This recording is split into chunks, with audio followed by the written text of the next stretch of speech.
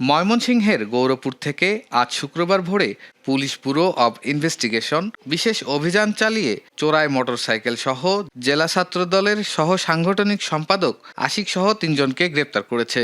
আজ শুক্রবার সকালে এক সংবাদ সম্মেলনে ময়মনসিংহের পুলিশ ব্যুরো অব ইনভেস্টিগেশন পিবিআইয়ের পুলিশ সুপার মিজানুর রহমান জানান, ময়মনসিংহ নগরীর হেরা মার্কেটের সামনে থেকে আলামিন শরীফ সিফাতের সুজুকি মোটরসাইকেল গত ২৯ এপ্রিল চুরি হওয়ার পর পিবিআইয়ের একটি টিম মাঠে নেমে অভিযান শুরু করে।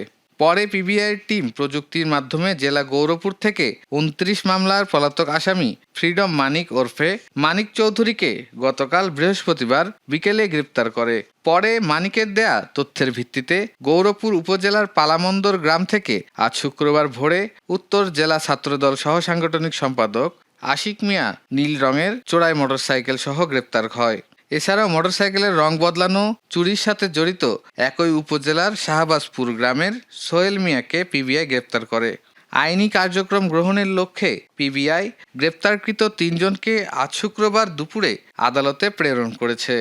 ময়মনসিংহ থেকে শাহ আলম উজ্জ্বলের পাঠানো তথ্য ও চিত্রে ডেস্ক রিপোর্ট, এটিএন বাংলা। তো ২৯/৪/২৬ তারিখে সন্ধ্যা আনুমানিক ৬টা থেকে ৮:৩০টার মধ্যে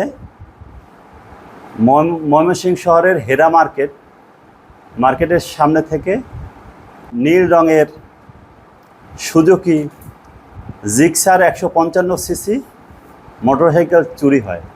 ফেসবুকে হঠাৎ দেখি একটা ভিডিও ভাইরাল, মানে সবাই লাইক শেয়ার করছে, তো আমার নজর গেল এখানে ফেসবুক। গতকাল গৌরীপুর থানাধীন এলাকা থেকে আমরা গ্রেপ্তার করতে সক্ষম হই এবং তার বিবৃতির আলোকে